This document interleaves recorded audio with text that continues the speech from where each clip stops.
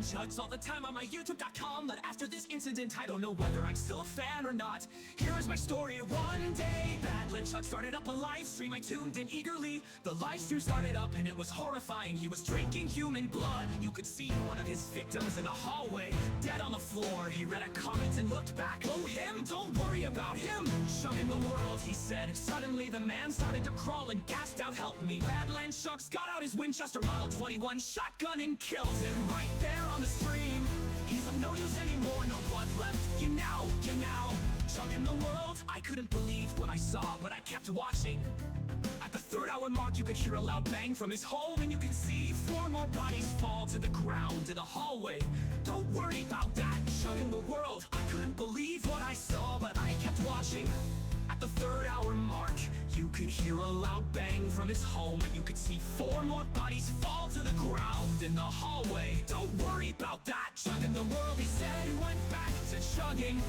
At the course of this 47.5-hour-long stream, he kept on getting pale and lifeless from all the blood he was consuming. His veins were showing and his eyes looked like they rolled to the back of his head. 47 hours and 59 minutes in, I heard my dorm closet start to shake. It bursted open and out came thousands of Badland Chugs, but each of them were deformed or attached to other things or creatures. One of them was Badland Chugs' face on a worm, the other on a microwave, and others just looked grotesque and deformed. I heard I looked back at the stream. Good luck dealing with my creations. Badland Chugs laughed as blood dropped from his mouth and the stream suddenly ended. I heard screaming and looked outside my real fake window to see thousands, if not millions, of Badland Chugs monsters roaming the streets causing havoc. I rushed down to my friend Dave's house. He was the state senator and surely he would know what to do. I told him about Badland Chugs. The frig is Badland Chugs, he asked. I couldn't believe he hadn't heard of this magnificent mass of a man. Well, anyway, take my chuggy radar. It should tell you where the chuggers are. Thanks, Dave. I said. He snapped back. You better fix this, or I'm gonna make a law to end you. Don't worry, Dave. I got this. So I said, and I was off on an adventure of a lifetime. I used the chugger radar to detect all of the Badland Chugs. It blinked in the direction whenever it detected a Badland Chug. Say, chug in the world, one world at a time, which they said quite frequently. It took at least 14 years, but I finally grabbed all of the Badland Chugs that lingered across the US of freaking. The nightmare was finally over, but it wasn't because a massive bad CGI Badland Chugs the size of like 15 continents could be seen. He was about to grab the world. Luckily he didn't grab the world, but not luckily is that he crashed his hand through my dorm room and grabbed me. He took me into space where the big bad CGI Badland Chugs opened his jaw, revealing the real Badland Chugs. He was being hooked up to many pylons of blood, injected directly into him. You're done well. You even got Senator Dave to help you, but what you don't know is that I am the Senate. The real Badland Chugs laughed manically as blood drove from his mouth. You have precious gamer blood in you, my boy, he said. Now it's time for me to chug my final human energy, true chugger status. Not if I can help it, a voice from behind me shouted. It was Carl Barks, he was in his super jet and ready to blast. No.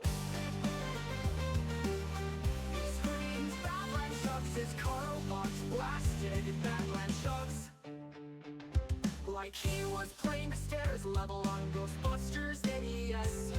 Badland Chugs exploded into like 14 gallons of blood. The big bad CG Badland Chugs started to wobble and Carl Barks said, "Get in, kid, he's gonna blow." I jumped in a super jet and we flew away as the big bad CG Badland Chugs exploded into like 15 gallons of blood.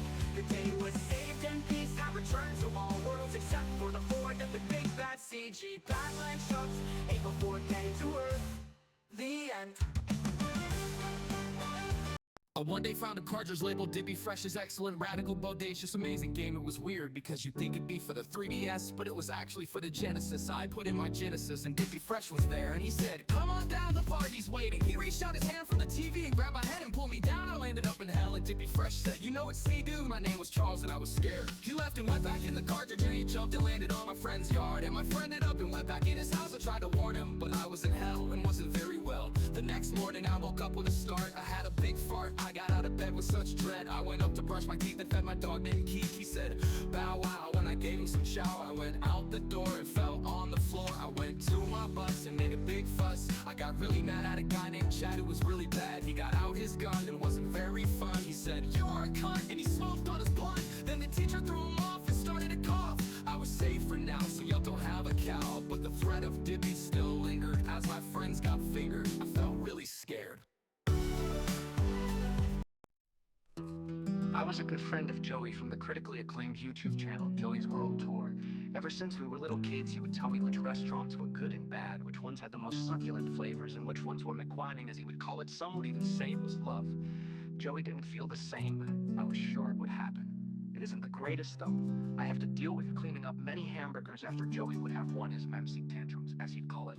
Also, I have to deal with many scoldings whenever I go to restaurants that are not up to Joey's grade of quality. The big sign, the 0 to 10. Every review he makes, he writes down the score of the item. If the place has a low average rating, then he'll scold me for it. Aside from those slight flaws, he's actually a really lovable person. But one day he went over the edge. It was just a normal day. Joey came back from making another review. He was fatter than ever.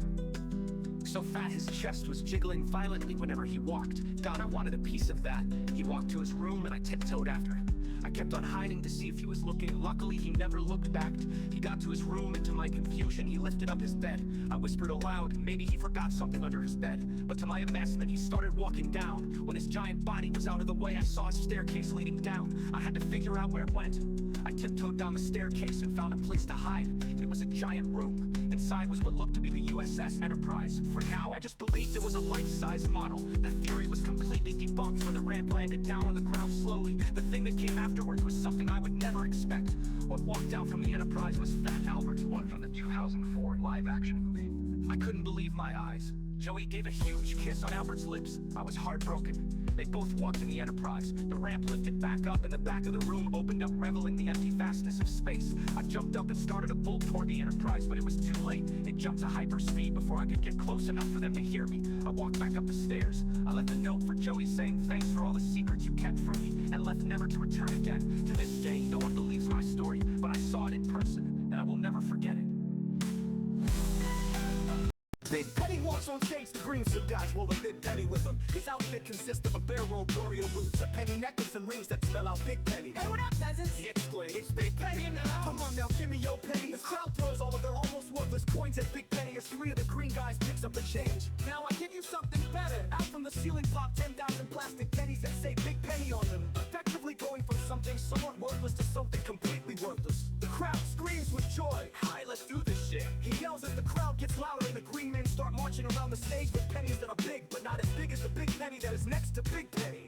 Alright, here we go. I'm Big Penny, he sings as a slow beat that sounds like the start of the theme song for Toe Jam, and all back in the groove starts playing. Yeah, okay, I'm Big Penny. Big Penny in the house. Yo, bitches on the right side, what's my name? Big Penny. They all scream, yo, bitches on the left side, what's my name? Big Penny. They scream, yo, bitches on the left side, what's my name? Big Penny. They scream, the green men have stopped marching at this point and are holding up the penny flag. Alright, that's it, my song is over, he says as he walks over to the penny and sits in the middle. All of the crowd screams with joy and the green men struggle to lift up his ginormous body. Big Penny out, peace. He drops the mic. Big Penny has officially left the stage.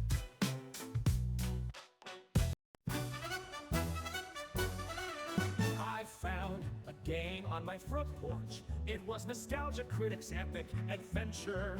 I loved the Nostalgia Critics since I was 1/8 old, so I immediately picked up the game and put it into my Sony PlayStation Portable. When I turned the game on, Nostalgia Critics' face was on the screen.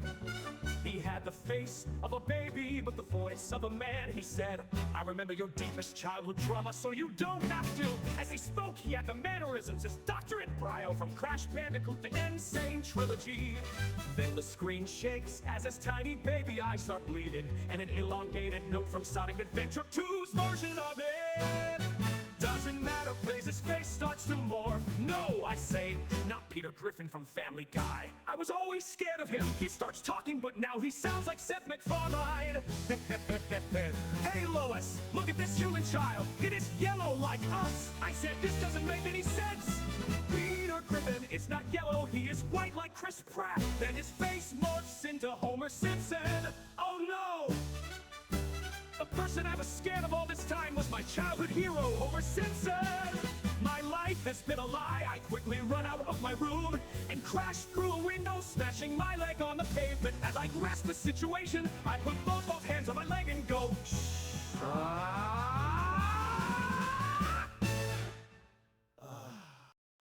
I tried out the Grimace birthday shake from McDonald's. It was alright. It's said that the shake is made from grinding up Grimace in a meat grinder, bones included, and extracting a piece of his essence in every single drink. The drink tasted funky like grape and mint. Grape is obviously Grimace. That's why most of the drink tastes of grape. The little bit of mint taste must have been the little bit of Grimace essence. I went to bed with a stomach full of alrightness.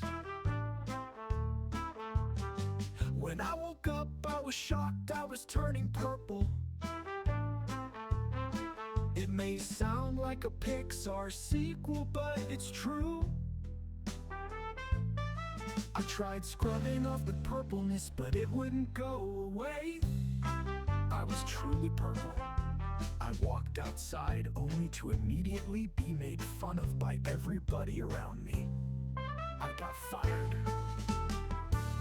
My wife left me. She took the kids, I want them back. My family disowned me. My dog pissed on my purple. I decided to buy a gun, which evidently is purple. It was the only one in stock fitting. I about to pull the purple trigger, but Kenny came down from the heavens with his naked tootie hotties and whispered, "Embrace the purple in my ear. This experience will forever change me, and I have to learn to live with my purple."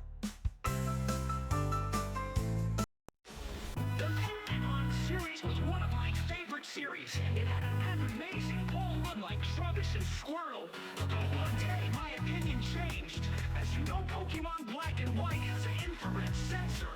One day while I was playing my DSi, the Pokemon Black cartridge got really hot, and the infrared started shooting a laser out that went right through my bed. When I looked back at the game, all my Pokemon were dead.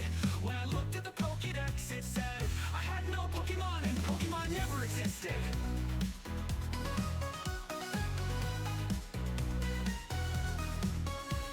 I picked up the DSi and the laser shot through my pinky finger. It made me throw the DSi out the window. The laser pierced through 6 houses. 2 of my neighbors died, including my best friend Jimmy. But here's the weird thing, nobody knew it happened. When I asked, the neighbor said Jimmy died 6 years ago. When I asked how he died, she said an American Airlines plane crashed down on an island and no one survived. It's like it was the Mandela effect. One day I will prove this happened, but for now beware.